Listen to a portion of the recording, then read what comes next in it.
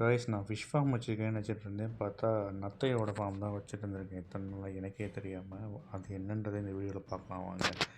அன்றைக்கி ஒரு நாள் நான் தொட்டி அந்த பிளாக் டப்பில் பார்த்துட்ருக்கப்போ என்னாச்சுன்னா, ஒரு அப்நார்மலான ஒரு கிரியேச்சர் வந்து அதில் நீந்திட்டு இருந்தது. என்னடா அது வித்தியாசமாக ஏதோ நீந்தி போகுதுன்னு உடனே நம்ம ஃபிஷ் நெட்டை விட்டு தூக்கி பார்த்தா இவங்க 2 பேர் ஓடிட்டுருக்கானுங்க உள்ளே. எனக்கே தெரியாமல் நான் நத்தை வளர்த்துட்டு இருந்திருக்கேன். எனக்கு இப்போ தான் தெரிஞ்சுது. செடியெல்லாம் காலியானப்போ யோசிச்சேன் ஏதோ சம்திங் ராங் அப்படின்னு. அதுக்கேற்ற மாதிரியே இவங்க 2 பேரும் பண்ணிகிட்டு இருந்திருக்கானுங்க உள்ளே. பாருங்கள், அந்த பிளான்ட்ஸு அப்புறம் தண்ணி எல்லாமே கம்மி பண்ணதுக்கப்புறம் இவங்க தான் நம்ம ப்ரைஸ் எல்லாமே. நானே ரொம்ப நாளுக்கு அப்புறம் இப்போ தான் பார்க்குறேன். குட்டியாக இருந்தப்போ நான் விட்டேன், பார்த்தா நல்லா வளர்ந்துருக்காங்க அவங்க. சரி, அப்படியே இந்த டப்புக்கும் மாற்றிடலாம் அப்படின்னு சொல்லி தான் நான் க்ளீன் பண்ணேன்.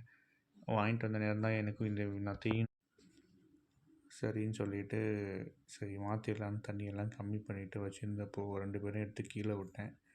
இவன் நார்மலாக தான் இருந்தான். ஆனால் இவன் பாருங்களேன், வெளியே வந்து மூவ் ஆகிட்டுருக்கான். ஸோ இதுதான் நான் கண்டுபிடிச்சது. வேறு வழி இல்லை, இவங்களை நம்ம எப்படி என்ன பண்ணுறதுன்னு தெரியல. அதனால் எடுத்து வெளியே விட்டுட்டேன். பத்தாவதுக்கு இன்னொரு சர்ப்ரைஸ் என்னென்னா, அவன் எனக்கே தெரியாமல் என் டபுளே வந்து முட்டையெல்லாம் வச்சு அடுத்த ஜென்ரேஷனே ரெடி பண்ணிட்டான். எவ்வளோ முட்டை வச்சுருக்கான் பாருங்கள். சப்போஸ் நான் கண்டுக்காமல் விட்டுருந்தா இவனே எல்லாத்தையும் காலி பண்ணியிருப்பான் போல்.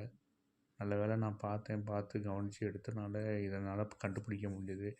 நான் கண்டுக்காமல் விட்டுருந்தா இது அப்படியே நல்லா ஸ்ப்ரெட் ஆகிட்டு இருந்திருக்கும்.